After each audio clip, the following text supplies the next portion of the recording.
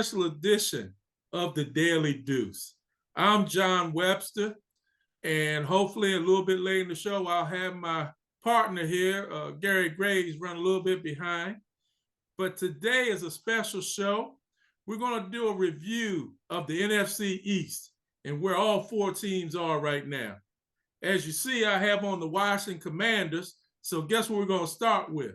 We're going to start with the Commanders. We're going to have with us one of our favorites, Dr. Richard Miles. Miles, how you doing, man? Don't start that smiling, man, and everything. You were scared to death, and you know it. New England just we got a pass for the next year or so till we get it together. Because if you notice up at that Raptor, you see 6 Super Bowls, right? So we get a pass on that. So right now, I'm glad that being a native Washington, I'm glad Washington won. They should have won by more points. You beating up a wounded horse. You can't ride a wounded horse, and that's what New England is right now. So hey, kudos to Washington. Well, a big win for them. They're 4-5. Let's back up for a second. What do you think about them so far? They got Seattle next week. I don't want to say that P word yet, but tell me what you think about them so far this season, Miles. Well, I mean, the offense is buying in to what Eric Enemy doing in terms of the quarterback can be a little. I think he getting a little excited because, you know, the game plan is nice. He got a little greedy Sunday. He should have stepped out, got the field goal, but he was being a little greedy. But so far, I give him a passing grade. I give him right now a C plus. And the only reason I give him a C plus and not a B because the defense is still lost out there. I don't know what defense they're playing on the real side, and I'm glad they get a young man opportunity to go back on the corner. But they still seem to be confused out there, if you know what I mean. It's no cohesiveness with the defense, and until they get 3 linebackers, they're gonna have some problems. But you know they're not gonna win it, and ain't nothing gonna be easy for them this year. They're gonna end up sneaking in the playoff, but nothing gonna be easy for them. Believe me. You bring up the defense, and you are a defensive player. You played it in high school, college, and in the pros. I can't think of many I would put ahead of you as far as your acumen on football, but especially on the defensive side. Talk to us. What's going on the defensive side? Why the big plays so much? What's happening, Miles? Talk to me. First of all, I think the confusion is I'm confused with what defense they're playing. They need 3 linebackers in there, and not just any linebackers. They need linebackers that's able to read. They need linebackers that are able to cover. And then the secondary will not put so much pressure on the secondary because you're walking that safety down. He's not a linebacker. You see that every game. And then when they do that, it confuses the rest of the secondary, man. Because these guys, I don't know if they playing sometime a cover 2, where you're rolling up the safety roll up. If the safety roll up, then the cornerback, he has to get back, man, because he has no help there. The free safety can't cover that. It can't cover both sides of the field. First of all, there's no speed in the secondary. Let's just be honest about that. There's no secret. There's no speed in the secondary. But these guys can play if they play the defense right. Like I say, I'm not going to fault a team for a physical mistake. Even the guy was bigger, stronger, a little better. But a mental mistake, it's too many blown assignments out there. And even I put that on the defense. I put the defense in terms of the head coach. You're not conveying something, or these guys not believing in what you tell them to do, or they just not doing what they're supposed to do. And if that's the case, then you need to switch it up. Are they the best players that you have on the team in terms of playing in the secondary? I don't know. I'm confused right now. And this is not the time for that defense to be confused at all. You see confusion back there right now. Do you think the confusion can be worked out? Do you think they can find a way to improve? Absolutely. But everybody have to do their job. As you know, it's no I in team. You can't spell it that way unless man, I'm getting old, maybe it's spelling another way now. But, you have to, I think if they're going to play man, stick with the man. And if you're gonna zone it too much, I think they play too much zone for me. And even in the zone, they are confused. And even in the zone, you have to be in certain places. They just not there. They don't understand the defense. They don't understand the scheme.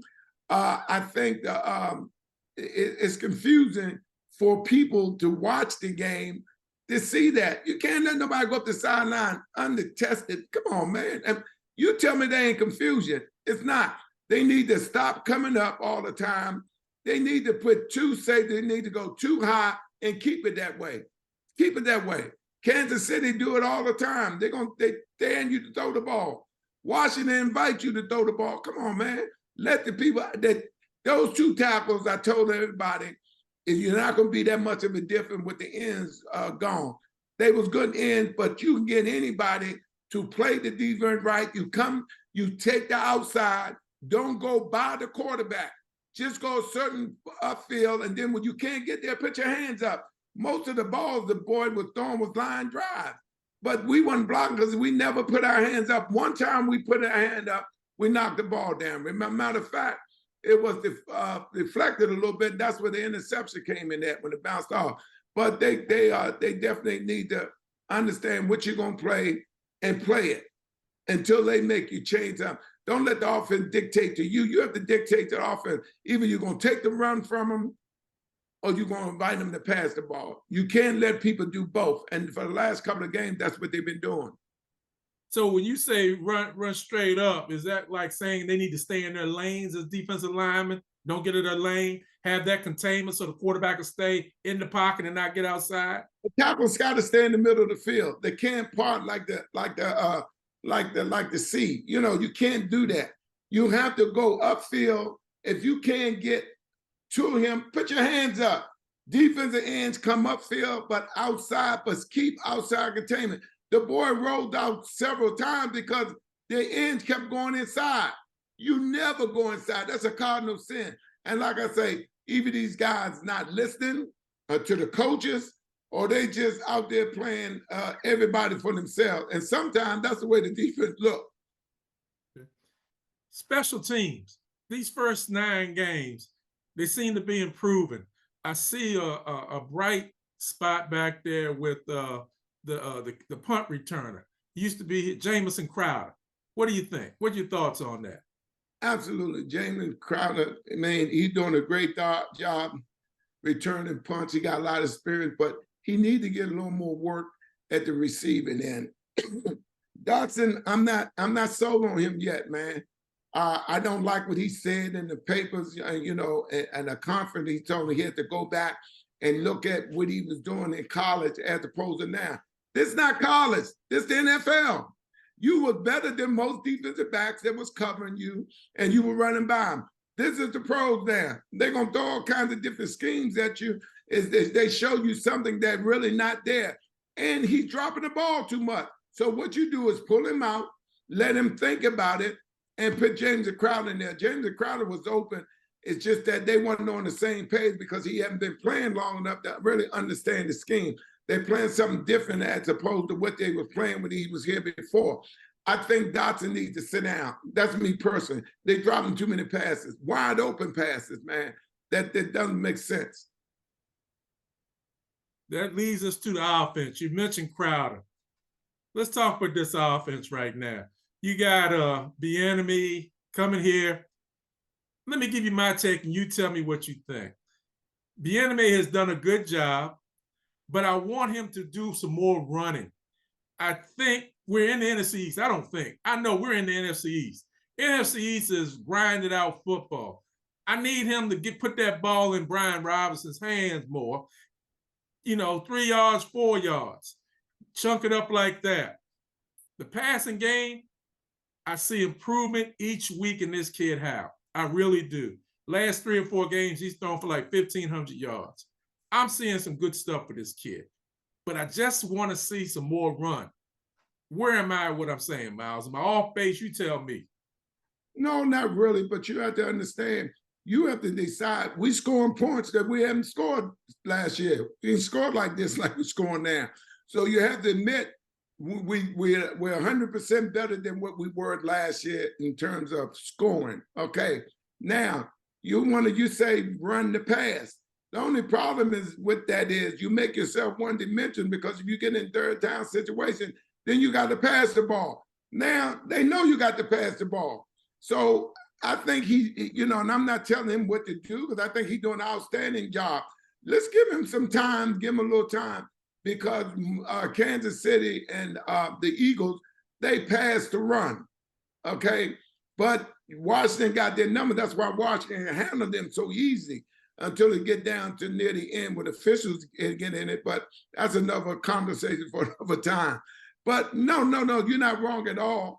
I just think that the receivers, Dotson, more than anybody else, need to concentrate, man. They definitely need to concentrate. Now I'm gonna go back to what I said before on your show. Play two backs, man. I'm telling you, you will throw a lot of teams out. When everybody went to the one back, all teams using the one back. Now dating ourselves, Mr. Webster, when they were running two backs, come on, man. You got a dual threat. You can always run the fake, the dive, and then you can throw the ball outside to the other back. If you use two backs, even if you run a lead, let the lead back go up in there first. He will clear, because most of the time when they get through line, who tackle him? One man. So if he had somebody to block that one man, then you're talking about big runs, man. I think they need to definitely, and I'm not telling him to change his offense. I think they need to go back to a two-back offense, because it gives you, you have to defend more than just the pass. I mean, the run, I'm sorry. I love the way you break it down, man. I love it. Now let's look ahead. They're 4-5. They have the Seattle Seahawks this week. That P word is starting to slip into the conversation. Playoffs. What do you think, man? What do you think? To be honest, Washington will limp in the playoffs. I'm telling y'all. Last year they missed the playoffs because of a game, because they didn't score against a team that they should have killed. But we had no offensive coordinator. It was terrible. You're not telling me if we had Eric the enemy, and that's here, there, they would not have beat the Browns. Okay, what beat them, the Browns didn't score a lot of points, but they beat them. That's because we couldn't score. So I say that to say, Washington will get in the playoffs. This time next week, Washington will be 5-5. And no one paying any attention to them unless you're smart, and that's good. But you want to come like a thief in the night. You don't want nobody to expect you. They will get Dallas, believe me. They will get the Giants, okay? Philly glad that they don't have to play Washington again, believe me. And let everybody else beat each other up. So I think they will win. I definitely believe they're easy in the playoffs. And all right, tell you what. Don't want to play them.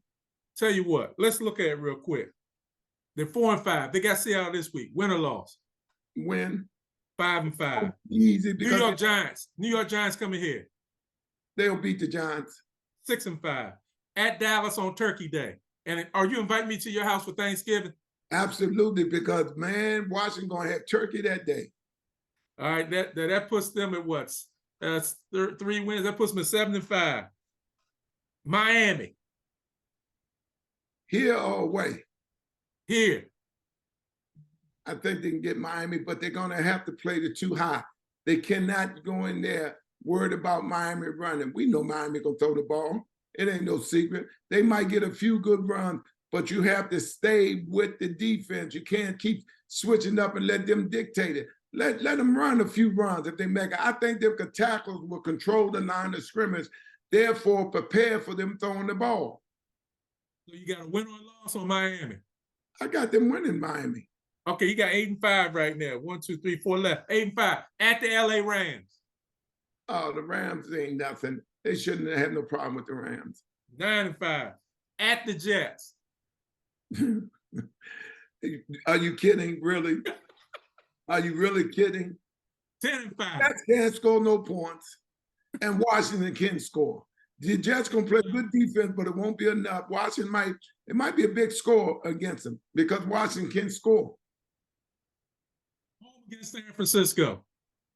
That'll be a good one. And they come here, right? Yes. Then you'll see what I've been saying about your boy not wanting to practice and making too many commercials. Then Washington know him. They know what he can and what he can't do. So if he think he's gonna have a big game like most people thinking, as you can see, the 49ers now, they're not invincible as people thought they were now. So Washington can handle them. You got them winning 11-5. Last game of the season here against Dallas. Mm-hmm. The last time Dallas came here, that boy did his rookie debut had a ball. All right, Miles. We're getting ready to wrap up. But we're wrapping up on this note. You just said they're going on an 8-game winning streak. Ron Rivera is known for going on long streaks. We know this. Ron Rivera, don't do that. Okay, hold on. We can score now. Okay, well, hold on. 12-5, in my way of thinking, Dr. Miles, they can still win the NFC East if they 12-5. Absolutely. See, what you're thinking, what you fail to realize, nobody's expecting Washington to do anything. So therefore, there's no pressure on you. All you have to do is just play. Just play. I'm going to take you back. I'm going to take you back way back in the 70s and ask you, does this remind you of something? If Washington goes on this kind of win streak, which is an 8-game win streak, does this remind you of 1974 with the Baltimore Colts? Well, I say this. It reminds me of that, but let me say this to you. And it might sound like a broken record. Mr. Webster, we can score now.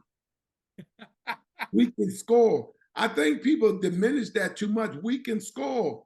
What was the problem last year? We couldn't score, right? Yeah. Last year, 20-some points should beat anybody. Right now, they scoring more than that. Miles, as always, yes, you are a dear friend, but you know what? We bring you here because you still know how to bring it. And my goodness, you bring it. And I love the way you break it down. Simply one of the best. The Washington Commanders, you heard it here on the Daily Deuce at the midseason wrap-up. They're going to go 12-5. That's what Dr. Richard Miles said. Miles, thank you so much. Good luck and continue doing the great things you're doing with the MFL. I see it each and every day of what you're doing. My God, I'm proud of you, and I'm thankful that you're one of my best friends. Thanks a lot for coming on the Daily Deuce, and we'll talk to you all again real soon. Take care. Appreciate you having me. Well, welcome back to the Daily Deuce. This is part 2. Man, that was great. The first part we had with Dr. Richard Miles talking about the Washington Commanders. And this is perfect because it's a perfect way to segue into another great friend of mine, the Reverend Dr. Jesse Clay. Jesse, how you doing? Hey, man, I am doing quite well. All is well. Everything is going well. Is well with my soul. Man, that's good stuff, man. Yeah. Jesse, as I said before, for each team that comes out, I'm going to put on representation of that team. So since we're talking about the Eagles, I'm going to wear some Eagles stuff. I got an Eagles hat so I can feel the part and talk about it with you. Now, this is how I'm going to start this off for you. I'm going to start off by telling you what Miles ended up saying at the end. Okay. The Commanders are 4-5.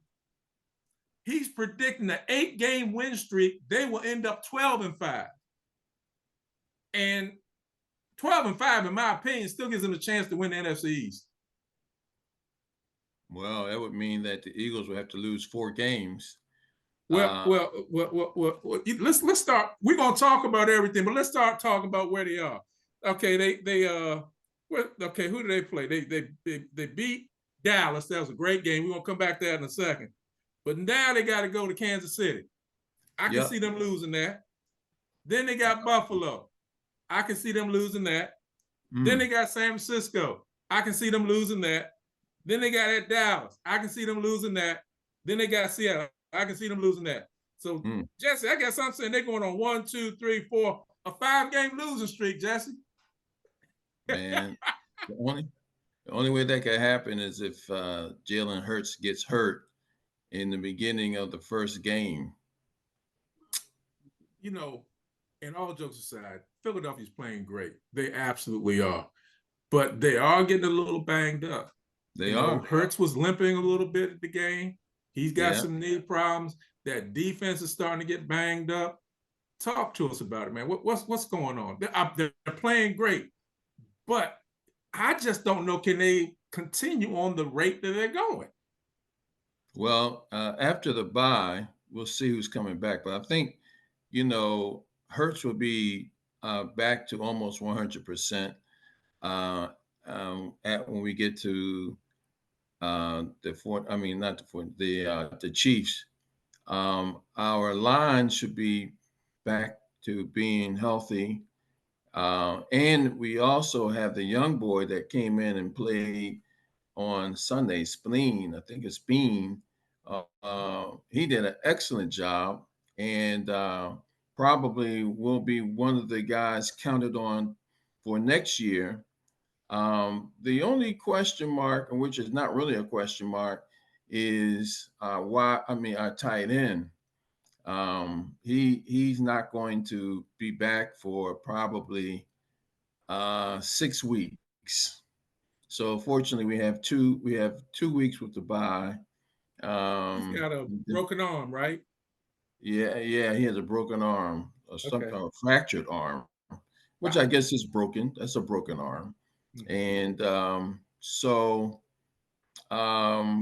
but knowing how our general manager operates, we may get someone to fill in for him, or we just bring in who we already have to fill that hole until he gets back, because that is a big hole that he fills, and he is an excellent receiver. But yeah, our defensive front, they looking pretty strong. So I think these 2 weeks they came at the right time, Okay. and so that's that's how I feel about the injuries. They're going to be okay. Going to be okay.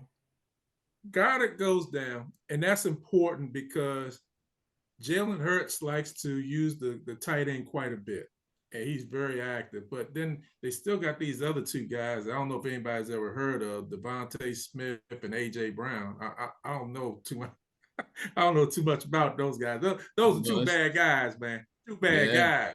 yeah. So, but Goddard, in my opinion, and tell me if And I'm don't wrong. forget about Julio. Huh? Oh, yeah, No. Julio Jones. Mhm. Roseman, he makes very shrewd moves, man. He makes very shrewd moves. Yes. And I think Goddard is able to open everything else up for the receivers. Would that be a fair statement?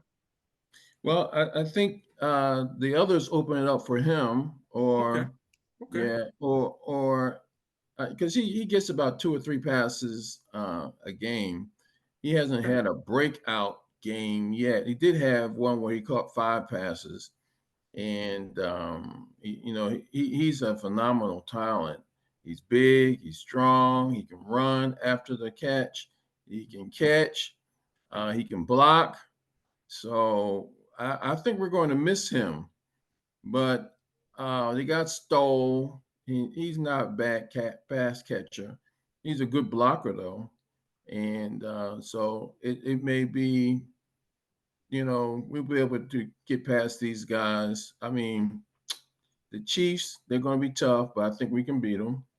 The Bills, they may be tough, but I think we can beat them too. And the 49ers, we are raring to get at them. And I think we can beat them too. We're going to get them at home. Um, the game that I would say that we're probably going to have the toughest game is the Cowboys. at in Dallas. That might be a loss. And then we have after that, I believe we have Seattle. I think we can take them. We got the Giants twice. We may split one of those, but lately we've been beating them up pretty good. And I'm of the belief if you're going to get the Eagles, you got to get them before the last 3 weeks. So the last 3 weeks they're playing the Giants, Arizona, and the Giants. right, And this is not your Lawrence Taylor Giants. no, no, they're not. And So yep, I think if things are going to happen to the Eagles, it's got to happen starting after this bye week with Kansas City and Buffalo and San yeah. Francisco, Dallas, and Seattle. That's where it's got to happen. If they Well, get through this and continue to move through, I don't see them losing to the Giants, and I do not see them losing to Arizona. Even though today it was announced that Kyler Murray is going to possibly start at quarterback for the Arizona Cardinals this Sunday. right. So we'll have to see how this plays out. We'll have to see. We, But we we we beat them before though, so yeah, that's why I yeah. say you're gonna, in my mind, if you're gonna get the Eagles, you got to get them in the next 5 weeks, and that's why I Yeah. say I need a 5-game losing streak, man. Well, Buffalo not looking too strong, but I'm sure they're a strong team. Right? And it looks like Buffalo comes to the link as well Yes. as the Niners. So Yes. they got a lot to deal with when they come to the link. And the Chiefs are the Chiefs, but the Chiefs have been looking, not as strong as we were thought in the beginning of the year. So it should be. It's I'm thinking. I'm predicting right now. I'm putting it on the record. Now I have predicted 8-1, 7-2 in the first 9 games. I remember. I Um, remember. I think the last 8 games, I'm predicting 7-1, no more than 6-2, which would So be a basically, record. you see the Eagles being 15-2 or 14-3. Absolutely. Redoing what we did last year. I didn't, last year I didn't think we were going to do 14-3. I thought we'd probably do 12, you know, 12, maybe 13 games. But um, watching and seeing what they're doing, and they haven't really played their greatest game or best game. I mean, they haven't had offense and defense and special teams all playing on the same page yet, you know. Okay. And they got they got 8 more games to get there, to get all that ironed out. Because every week they say, "Well, we got a lot to clean up," but they still winning. Look at that defensive side, led by Hassan Reddick. Mm. Talk to us about the defense. And I think, if I'm not mistaken, didn't they pick a defensive guy up, Kevin Byard? Didn't they Byard, pick him? yeah, Byard Yeah. as he's a safety. Okay. So I'm thinking that you know what the offenses are doing now is it's a 1, 2, 3, get the ball out your hands. That's what they're Mm-hmm. doing. Mm-hmm. And so we're getting there, but 1 second too late. And Mm-hmm. once they start playing a little bit tighter defense on the back end, I think they'll start getting to the quarterback. I think they're going to start doing that starting after the bye. I hope, because that's the only way that Dak, cut us up for 375 yards. 1, 2, 3, and you got all this open space here. You got to get up on your man. That's the defensive coordinator's call, but yeah. But How about the linebackers? How about your linebackers? That they've been playing, man. But the Eagles don't. I don't know, man. They put a lot of money and effort into the offense and defensive lines. And then they don't do a lot with safeties and linebackers. And then they got those two juggernauts in the as cornerback. But they got some good players. And I think that it's a scheme now. I think it's a scheme. The scheme has to be we got to play a little bit more press football than what we've been. It almost feels like a zone. And if anybody was watching that, that game on Sunday night, well, look, the quarterbacks that we have coming in, they can do the same thing.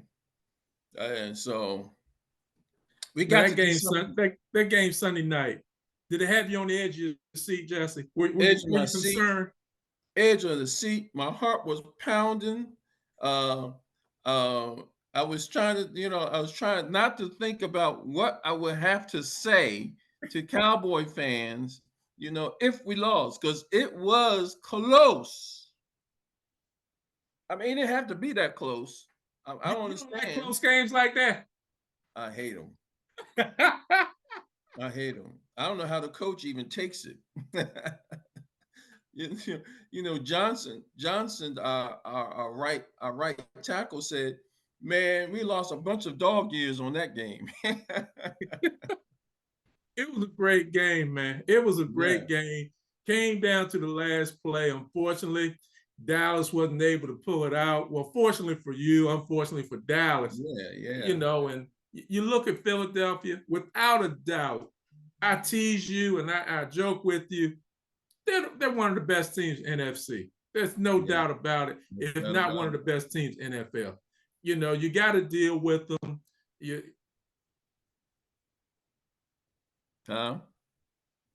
got to deal with them. But, as you're dealing with them, you realize that this is a really good team. This is a really, really good team. Well, really good team. Just to accentuate what you just said, the flag that flies over the NFC East right now is the Eagles. The flag that flies over the NFC is the Eagles. And the flag that flies over the NFL is the Eagles. So till it changes, the Eagles are flying high. Hey, I'm going to wrap this up by saying this. You all heard what Jesse Clay said. The Eagles at 8-1 will either end up 14-3 or 15-2. That means they're going to win the NFC East and be the first back-to-back NFC East champion in 20 plus years. This is what Jesse Clay is saying is going to happen. Since they did it the last time, the Eagles are the only one that did it. Last time they did it. Well, we got 8 more weeks of football. Let's see what's going to happen. Jesse Clay, thank you for coming on the Daily Deuce and doing a midseason review. Best of luck to your Eagles. We'll see if they're going to keep flying. We'll see how that works out. Do I have it right, Jesse? Do I have it right? Take care, my friend. Eagles go slow because they high. Thank you for having me on, man. Thanks for having me on. Take care, my friend. And thanks for being able to join us. I know you had some prior commitments with the job and everything. Hope everything is going well for you. Thanks, everybody, for coming to part 3. Gary and I are going to break down the Giants today. Eli White, our Giant analyst, not available today. Eli, we're going to do our best to do justice to these New York Giants, football Giants. Gary, what can you say about the Giants, man? What do you say? Well, I'm going to say I'm disappointed in them even before Daniel Jones' season-ending injury, rather, because I really did expect more from them, especially with Saquon Barkley, being, looking like his own self, and of course, Jones getting that big contract and seeming kind of ready to build on that. I mean, you can't really help injuries, of course, but even before the injury, he was struggling. He was banged up, and now he's done for the year, unfortunately. And I just really expected more out of that team. Of course, we learned pretty much from the start that this was going to be a struggle for them after, getting waxed at home in, an opening week, and it's barely gotten better. And of course, as a Washington fan, I can't really say much because the Giants, beat Washington a couple of weeks ago. So, I mean, they've had their moments, but we're still talking about a team that's, from the bottom looking up at the rest of the division, when we thought that even if they were on the bottom, that they would be right there with the Giants. With the Giants would be there right with the Cowboys and Eagles and the Washington, whatever they calling themselves this year. I'm sorry, I just can't buy into the Commanders just yet. Well, the Giants are struggling. They were just dismantled this past weekend by the Raiders. I was getting ready to say Oakland Raiders. I caught myself. I was going to say the Raiders. They just don't have it. They're on their third quarterback now. They're playing, I think it's Tommy DeVito. Yeah. Tyrod Taylor's probably out for a couple more weeks. Daniel Jones is gone for the season now with a torn ACL. They just it's a rough situation for them. When Tyrod Taylor went out a couple weeks ago when they were playing the Jets, and you and I talked about it, Gary, they threw for a -9 yards. I mean, that's really hard to throw for negative yardage. And I'm looking at their schedule now for what they have coming up, man. This weekend they're at Dallas, then they go to Washington, then they have New England, a bye. New England, they usually have New England's number, so that'll be interesting. Then they have Green Bay on a Monday night. Are we at the flex part of the schedule yet? Are we at the flex part of the schedule? That'll probably be more 1st of December. Okay, well, this is December 11th. Can they be flexed out of Monday night against Green Bay, please? Can that happen? Is it possible?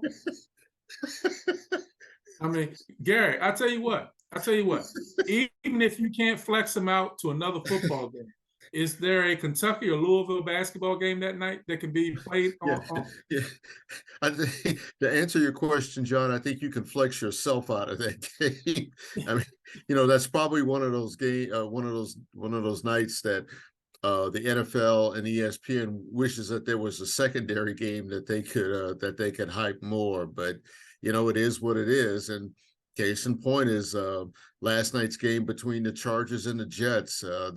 That's a game I should have been interested in because I kind of like watching the Chargers. I'm not a fan like that, but of course I got my my all-work jersey, and it gives me an excuse to put it on. But that game just didn't wow me. Of course, I was at a Kentucky game, and that took care of that. But yeah, the Giants, the thing about the Giants, and this is what I'm going to say, and it's going to sound really wacky, that they're still worth watching. I know you think they are New York's JV team, but they are still worth watching because, again, they are still unpredictable. As bad as they've looked, it's like they have these moments where you start to see something. They could put together maybe a drive or two, but then as soon as you think that they've kind of found a groove or something, they fall off a cliff. And I mean, it comes down to consistency, and that's the thing that I really would like to see more of. Even though they're 2-7, if they're going to bail themselves out, maybe try to play spoiler. They've just, forget about the injuries for a second. I know it's hard to overcome those, but the thing they have to do is find a way on offense in particular to establish some consistency, because that's the one thing they've lacked all year, even on the good days. Well, look at here, Gary. All right, we just said Green Bay on a Monday night, right? Mm-hmm. Then they got New Orleans. They're at New Orleans. That's a 1:00 game. We can leave that at 1:00. That doesn't need to be changed. 1:00 is fine. Then they have at Philadelphia on a Monday night again. At Philadelphia. I need another flex out. I really do. And then they have the Rams at home. And then they end the season at home against Philadelphia. And it's listed here as TBD. Time to be determined. No, it doesn't need to be determined. That's a 1:00 game. That's a 1:00 game. That's not That's not a 4 o'clock game. I mean, or Yeah. 8 o'clock. That's Yeah, that's like, to me that's like SEC scheduling, that that's where the Vanderbilts and the Mississippi States and the Arkansas, will play a noon game. You know, the sad thing is, you look at the Giants. All jokes aside, the defense is really, they're not great, but they're not terrible either. Yeah, There's some pieces on the defense that are good. very I think, serviceable. yeah, I think at the end of the season, one of the things I said in the beginning of the year, they made a mistake in giving Daniel Jones the money. Should have given the money to Saquon Barkley. That's my personal opinion. They got another chance to try to fix this because they're going to need a quarterback next year. You're going to need it. They don't need Aaron Rodgers or Tom Brady. They need a serviceable quarterback. Sign Saquon Barkley to a long-term deal. In my opinion, I think he's worth it. I know the thought pattern now is running backs are a dime a dozen. You can find them anywhere, anytime. I know that's the thought pattern, but I would be one to say Saquon Barkley is somebody special, somebody that can turn a game around by himself. So I think they need to invest in Barkley, find a serviceable quarterback, look at your receivers. They need to really adjust on receivers and go from there. That defense, I think there's some promise on the defensive side, Gary. I really do. Yeah, I agree. My small sample of watching the Giants, I mean, I've seen a defense that, they can shut up opponents down. I mean, they can limit opponents. They can be mean. Of course, they're not the '86 Giants by any stretch, but again, I feel like they are serviceable, and I think that there's enough there that it's kept them in games. With I guess that opening game is an exception, but yeah, since then they've been in their share of games. They just haven't gotten offense to support what they've done, because they've given them field position. They've gotten teams off the field and given the offense a chance. The offense has just sputtered and can't really take advantage. And that's the thing, even when they played Washington, or I'm going to say especially when they played Washington, because that was what, a 14-7 game or something like that. And yeah, it's like they did enough to limit Washington, but the offense couldn't convert, couldn't take advantage of it. And and it just became the ugly game that that it was. But yeah, that offense, if you can hold a team to a touchdown, you're doing well. They've had times when they've been able to limit teams for two, maybe 3 quarters, and then they just don't have enough left at the end. That's the whole thing. They've had to spend a lot of time on the field in terms of limiting teams and giving it to the offense, only to turn it back over on downs, or go 3 or 4 and out. The amazing thing, for me, I look back at the Buffalo game. Buffalo is one of the better teams in the AFC and one of the better teams in football. And they had Buffalo. They should have beat Buffalo. They had 2 unfortunate drives inside the 5-yard line with less than a minute in both the first half and the second half, less than 30 seconds rather. And both of them, they came up with no points. So I think, again, you get a quarterback in there who is serviceable, you sign Saquon Barkley, and you go from there. I think, I hate to write this season off for them, but I think at where they are right now, they need to start thinking about next year. I think Daboll, I really hope he is back. He did a wonderful job last year. I think this year they're operating with some injuries. They don't have all the personnel they used to have. So they're struggling. But we'll see where they go from here, Gary. Yeah. I want to feel like there are some good quarterbacks coming out. I'm not sure how I feel about Caleb Williams just yet. Now his toughness is being questioned because he cried after the loss, and you know, I don't understand that because, you know, in a lot of ways, he's still a young man, and you know, the emotion of the game gets to a lot of guys. You just don't see it on the sideline like that. But yeah, you know, he's an attractive choice of you know, coming out next year or coming out this year.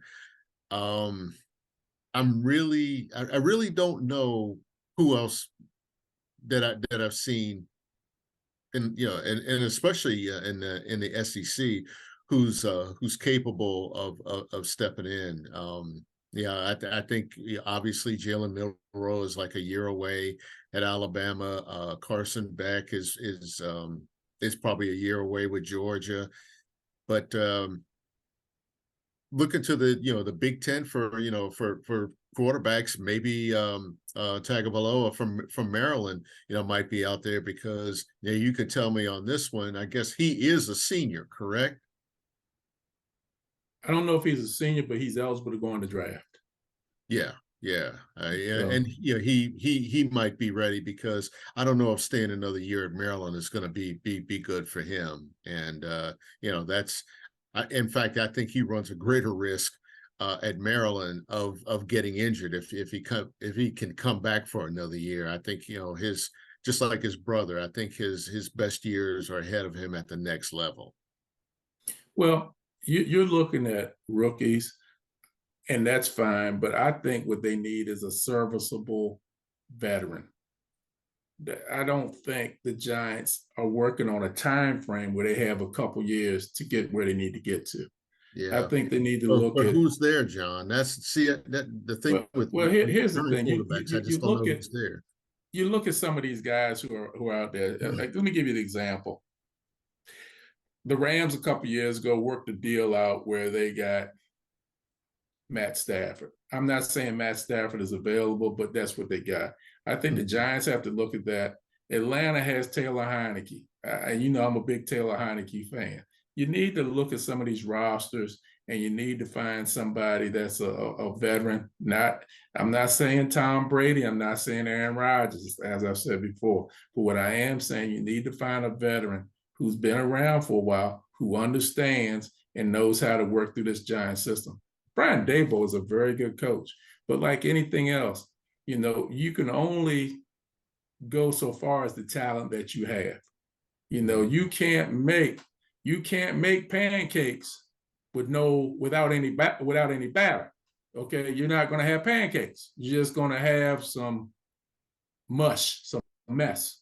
So give him a quarterback. Give him somebody to work with. Some of these other teams, like, I'll give you an example. Washington has Jacoby Brissett on the bench. That's a great, you know, I think that would fit well at the Giants. Give you another example. Josh Dobbs, who's with Minnesota right now. That's another example of somebody that's going to be well. Yeah, This well, miracle, he's basically played himself into a contract there, a longer contract. This miracle healing that's going on with Aaron Rodgers and possibly with Kirk Cousins. Maybe Kirk Cousins comes there next year. That's what I'm saying. Maybe, but yeah, you need a serviceable quarterback. And maybe the serviceable quarterback is not the first string quarterback. You're looking at the backup quarterback to come to you, like a Jacoby Brissett. Or a Jameis Winston. Well, and I'll say this about Jameis.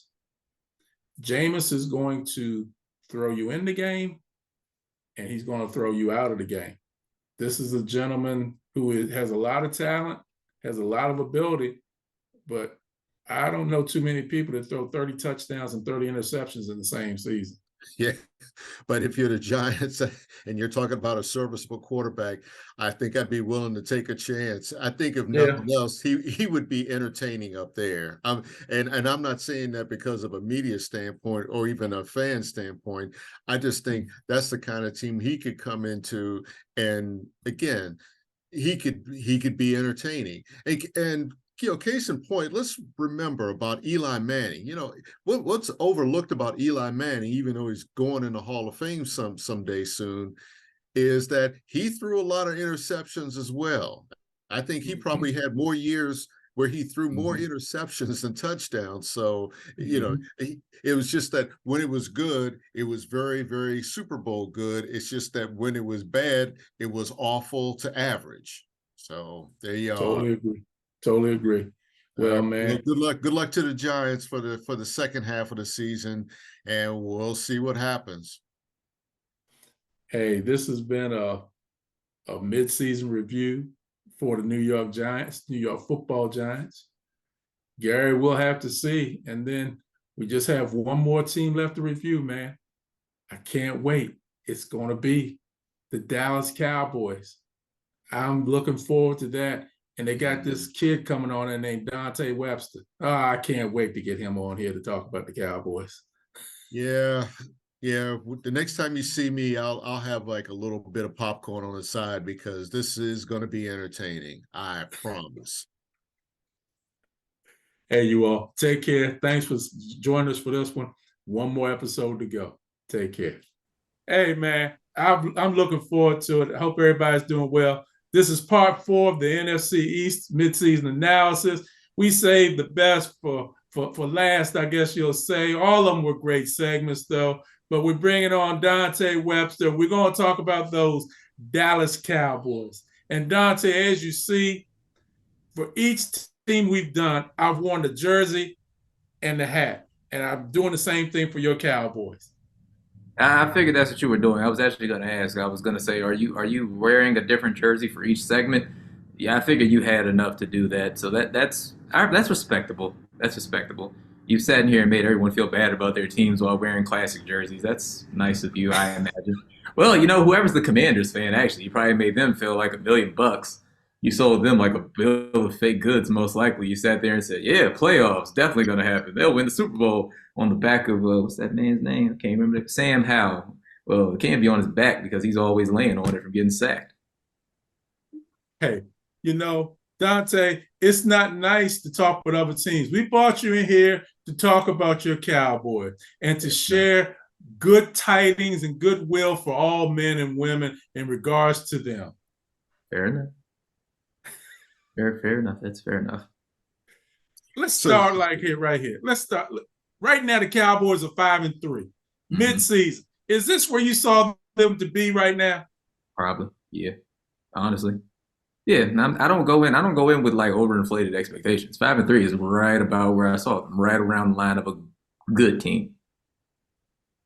Okay. Now, last Sunday, you lost to Philadelphia. Fair. Now, I see two things that I saw happen that I have to ask you about. Two questions I have about number 4. Two questions I have. Mm-hmm. One, he's running for a 2-point conversion, and I've always encouraged him to use his legs. Mm-hmm. But how could you not see that your foot would not fit inside that line right there? Why didn't he just dive in the end zone? Because that play right there had them going for a touchdown at the end instead of a field goal. I mean, to be totally fair, I don't have an excuse for that. But I mean, when you get down to the 6-yard line on the back of defensive penalties, I don't really mind the fact that it ended with them having to go for a touchdown. That was really the best position you could have been in, all things considered, for all the stupid stuff and bad decisions you did. So, I mean, we're going to talk about that, or we could talk about the fact that that the guy couldn't get across the line to get the 2-point conversion. Barely. He was knocked out apparently, but, whatever. Neither here nor there. I'm not going to complain about that. I mean, yeah, we can talk about that for 4. We can talk about why the final game-winning pass goes to the 3-yard line rather than into the end zone, if we want to do that. But I mean, up until that point, I mean, he did just about what you needed him to do. I mean, he got 370, threw 3 touchdowns. I mean, everybody's going to bag him forward because that's what they always do when you play quarterback. That's how it goes down. I ain't knocking that, but I mean, people telling me he's a bad quarterback today. I'm not going to say that. I mean, I'm not going to either. But I would never say he's a bad quarterback. He is a good quarterback. You just told me that he wasn't top 20, so that means he's bad. If you're not top 20, that means you're not even in the playoffs. That means you're literally you're not a good quarterback. Most likely, you got to be consistent, man. It's like, is he a bad quarterback, or is he at least in the upper half? I'll just say, you're telling me there's 19 guys better. That means he's not good. Yeah. Well, in all fairness, Dante, and this is, I'm still kind of a Dak fan because I saw him a lot in college at Mississippi State, and I thought when Dallas drafted him, I thought it was the best choice. It was a great long-term choice, and nothing that he has shown me has made me break that view. He just hasn't broken through, when it matters most in the playoffs. But I still feel like he can get it done. I don't know what you have to put around him. I think the thing you also have to impress upon him is the importance of, like you said, understanding where that line is and what he has to do. Every place that he could go on the field that he should go, he goes elsewhere. That's the thing. What is that saying? He zigged and when he should have zagged. That's been kind of the thing with him, whether it's with his passes or with his feet. Like, why did you do that? To pull out a Tommy DeVito.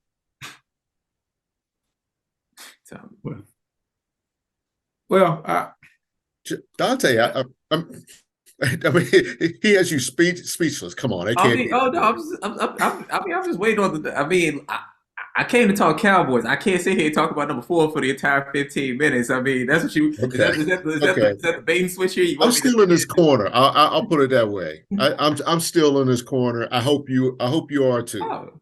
I mean, he's on the team, so I don't have no choice but to be in his corner. He ain't going nowhere. We paid him too much money, so I mean, we stuck with him. I mean, I think he has the right pieces around him. I'm not sure about coaching still. That's always going to be the big asterisk. The coach isn't that great. So what do you want me to say? He's coach for the Super Bowl ring. So, I mean, hey, fine. He got it right one year. But what do you want me to sit here? I'm not going to sit here and lie about it and act like that's the best choice.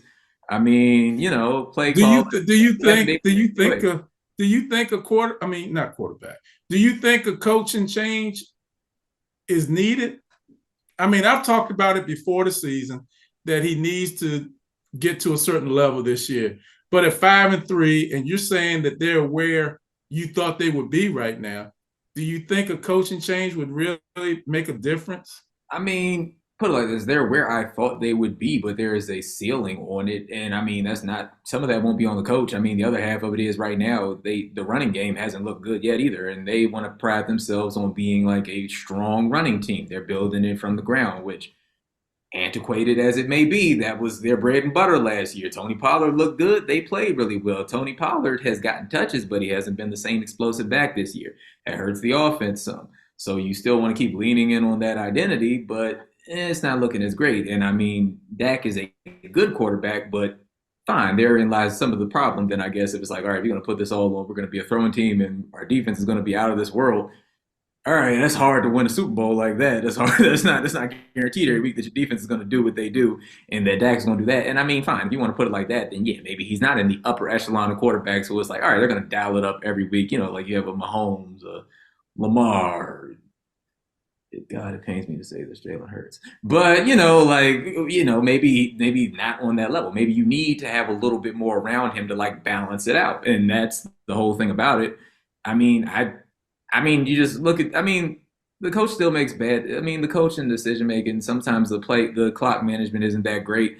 The guy that's the offense coordinator whose name is escaping me right now. If you look at the previous stops he was on, it wasn't like he was like coaching world beaters. It wasn't like when, Washington bought in Eric Bieniemy and could at least lie to themselves and say, oh, this is Eric Bieniemy. He's that guy. It's not lying to themselves because we all thought, oh, okay, he could do something.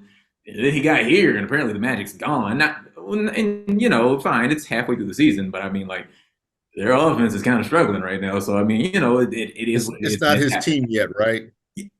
I don't know if it'll ever be his team. He's on a one-year deal just like everybody else. Everybody thinks, he's the heir apparent if they make a coaching change. I'm not all that sold. He's coaching for his job, just like Ron Rivera's coaching for his job, just like Sam Howell's playing for his. But I'm not here to detract. I'm not here to talk about Washington. No. I can talk about Dallas. I'll make sure I don't deflect. Okay. So I'm going to ask you about your running game. When I say how do you fix that, it's like how do you make it a bigger part of the scheme? If you're coaching that team, what do you do to make it a bigger part of the scheme? Take something off of Dak. I don't know if there's something more you could do because it's like they run the ball a lot. They're running the ball a lot. The home run plays aren't there like they were last year. Like you used to have these explosive runs. You used to have like these 20-yard carries. You were getting more explosive plays. It's just not there right now. That's the biggest thing. It's just like I think they're running the ball enough. I don't think they're doing anything that's wrong. It's just literally all right, maybe Tony Pollard just doesn't have the juice this year. Okay, maybe it does take a little bit longer to recover from a broken leg than we thought it did. So, I mean, it's not bad. And I mean, even when they put Rico Dowdle in the game, he does pretty well. He gets a nice number of yards on his carries. I don't think that the running game is broken. I just think that maybe Tony Pollard just doesn't have it right now. I think that Well, overall, like the offense, I don't think the offense overall is bad. Like, I mean, there are pieces there to be happy about. Like, ever since CeeDee Lamb complained about the number of touches he was getting. All right, he's been getting the ball a lot more. Offense looked a lot better. Jake Ferguson looked good last week. You're still struggling to find a number two receiver. Brandon Cooks doesn't step up consistently. Michael Gallup hasn't been the same since he tore his ACL. They signed Martavis Bryant today. If this was a time machine and he was getting ready to go play like this was like 2015 or something, that would be an exciting signing. But I mean, it's 2023 and he last played in the fan controlled football league. So I mean, like, I don't think that's going to be the answer. Dak loves his tight end, so I think Ferguson will be good. I think that's fine. I don't know how you fix the running game. I think the defense is good. I think that the defense is even made up for the fact that you don't have Diggs right now. I think Deron Bland's actually been pretty good. He's made a few house calls, done the same thing Diggs can do, takes a few back to the house. You're still giving up yards sometimes, but I mean, overall, I don't think it's a bad team. I just think that there is a ceiling, and I do think they haven't,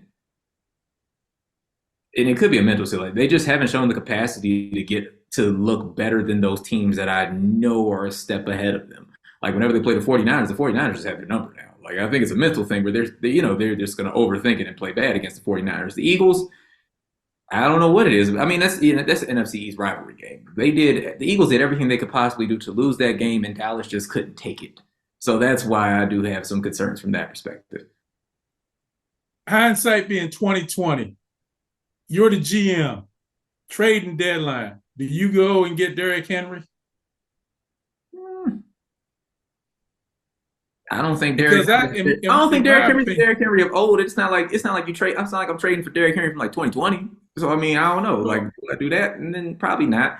If I'm thinking about the capital I have to give up to get Derrick Henry, and I mean, even if he's like a running back that's a little bit longer in the tooth, I mean, the Eagles get to fleece the Titans like every other year. But I mean, I think they would probably try to make us work a little bit harder. But if we were the Eagles and we came calling for Derrick Henry, we probably could have got him for a fifth. They just give up good players to the Eagles for nothing. It's their feeders. Because I think the problem with Pollard, I agree with you to an extent about, he's coming off a broken leg, but I also think he's a little bit light. Well, you know me, Dante. I like the running game, and I like pound and ground, and I like the big running backs. And I think Derrick Henry fits that better with the lineman that you have. Yeah, you lost out on It's funny you mention that. I'm sorry, I didn't jump in, but no, the offensive line, I think is still the biggest question mark right now. I mean, I think they have the guys that they want up front. It's just they haven't always produced. And when you were talking about, like, say, those big downfield plays, especially not protecting Dak when they needed to, in terms of trying to get that, that's where a lot of it starts up front. And it's been kind of hit or miss. And when I say hit or miss, it's like as opposed to consistency. It's like, again, when it's been good, it's been very good. But when it's been bad, it's been awful. And I just think, and Dante will know this better than me, I just think Pollard is more outside the tackles and more somebody that is a first and second down running back. As Derrick Henry, you need that hard 2 yards. That's who gets it. I don't see Pollard being able to get that.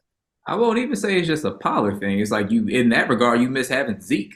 Like, it's not, it doesn't even have to be like, the super expensive guy. It's just literally the guy who can pick up those extra yards, or the guy who can do better with pass protection. Like, you have Zeke back there in some of those final plays last week. Maybe he helps block it. Maybe that does give you a little bit more time to like find a good pass so that you're not taking constant sacks. So yeah, they do miss that element. Like when Zeke got signed by the Patriots, I was like, oh, okay, that does it stings because while you complain about the fact that he's not the same runner he used to be, he can't break off big runs, not nearly as explosive, but as a fullback, for lack of a better word, is what he was. He could still like get to the goal line, and he was still really good at blocking. Outside of the fact that his last play as a Cowboy was under center, and that just didn't work out very well for him. But that's more of a Kellen Moore thing, So I mean, from that regard, yes, I absolutely agree. It's like you are missing. Fine, yeah, you're missing that power element to your run game, but as for the short yards, I mean, and that does help in terms of a change of pace, but it's just like, yeah, it's still missing that explosive element too. It just doesn't have that same explosion. And maybe when you add that power element, it made it so that when you changed up and you had Pollard in there, oh, okay, this worked out even better. But it's just a little off right now. Yeah. So I memean, looking at that, the way I look at it, like I was saying before, I can't put the Cowboys in the upper echelon of the NFC right now. I know that they're not on the same level as Philly. Philly has an 8-1 record and hasn't looked good all year, in my opinion. They've looked off. I thought Jalen Hurts was hurt on Sunday, and he came back and managed to finish us off quite easily. They must have gave him every man in the book. But in the meantime, like Philly still by record, and the fact that they have beat who's in front of them, I think they're the best team right now. I thought it was the 49ers, but they've hit a snide, but I still think they're a tier above. And then I'll probably say I'd put the Cowboys in a tier with like the Lions, where they could win, and it may be a little surprising, but they could win. But they have a little bit more to prove. And the Lions, I don't know what happens in the playoffs when you put Jared Goff under the big lights again. But if the Lions were able to run the table because they're in the weakest division, let's say the Lions ran the table and got the number 1 seed, you'd have home games, and Jared Goff at home is pretty doggone good. So I mean, yeah, I think they'd be fine. So I think the Cowboys are like, number 4. I would say. I think they fit at like 4 in the NFC. Yeah. All right, Dante. The NFC South won't be better than the Cowboys. Let's look at it, Dante. They got what, 9 games left? Yeah. All right. Let's see. I'm going to run the schedule. You tell me what's going to happen here. This Sunday, New York Giants win 6-3. At Carolina win 7-3. Turkey Day against the Washington Commanders. Sorry. Win. What's that? 8-3. Mm-hmm. Seattle on the following Thursday. Home. Lost. Yeah. 8-4. Philadelphia at home. That's 8-4. We'll get them. 9-4. Okay. At Buffalo. At Buffalo, 9-5. At Miami. Dang, that stinks. 9-6. Detroit at home. 10-6. At Washington. For the NFC East Division crown. It won't be for the NFC. What happens to Philly in your nightmare, in your dream? That's the real question. Well, I guess in your dream, Dallas just crumbles and goes like 8-8, like 8-9, and I think they beat Washington. So we call it 11-6, just because I think they had to beat Washington just to even, just to get like. Webster, you are giving me a headache with Washington. Philadelphia loses their next 5 games. You are wearing me out. Stop it, John Webster. Stop it. Philadelphia loses their next 5 games. You better not ever show your face in Philly out here predicting they're going to lose their next 5 games. They ain't going to lose their next 5, maybe a couple, but not their next 5. San Francisco, Buffalo. Buffalo's not consistent. But we don't have the time to go back and forth on this. Buffalo's not consistent. I don't know. I forget what the game They're is. not even really in the play. They're not even in the playoff picture, John. They're just. Let's be realistic. Please, if we're going to do this, be realistic. That's all I ask. Yeah. I will say this. I think Dallas can finish, like Dante said, 11-6. I can see them finishing 10-7. That's my honest opinion. That's fair. That's what I think. 11-6, 10-7.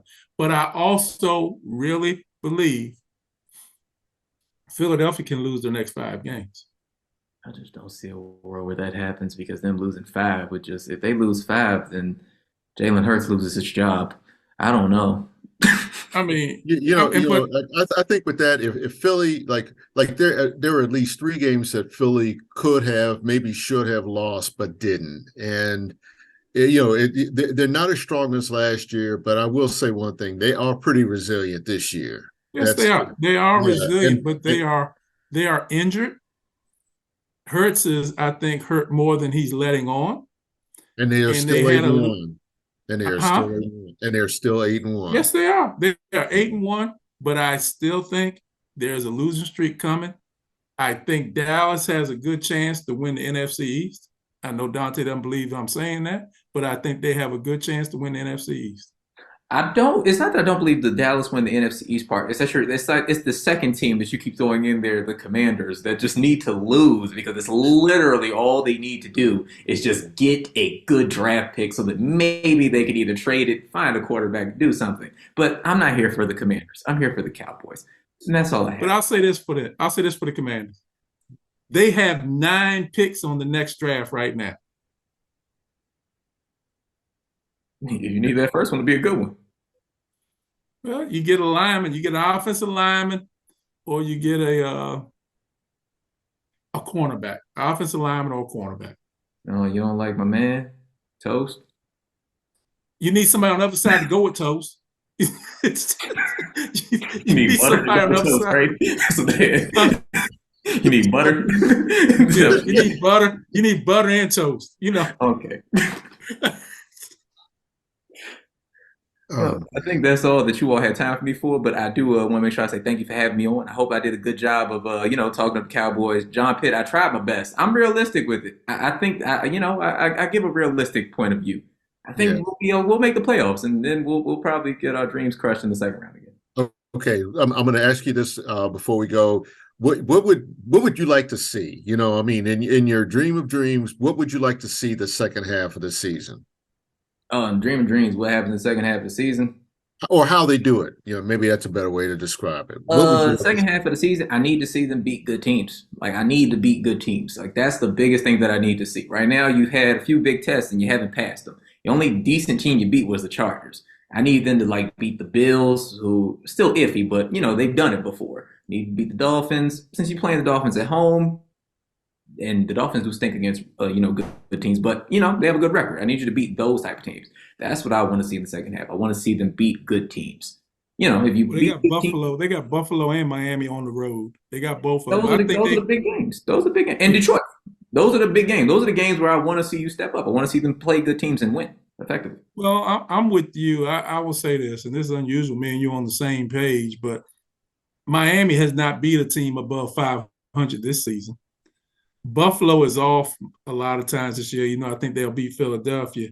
And Detroit still hasn't proven it to me when they go on the road. And Detroit has to come to Dallas. I mean, the last big game Detroit had was coming to Baltimore. And I think we all saw what happened that day. They got thumped, but they sent somebody else in their place that day. That was a curb stomping from the beginning. Yeah. It's not their best effort, but those teams with good records. I want to see them do it against teams with good records. That's what I say. I want to see them do it against teams with winning records. What happens when they, whatever those teams are, is whatever they are. But I need to see you play well against teams with winning records. We can't just go out here and play the Patriots, no offense, every week. Where did that come from? Just say the teams. Well, clearly it doesn't work out all the time. Arizona beat the Cowboys, so I mean, which I swear we predicted. But anyway.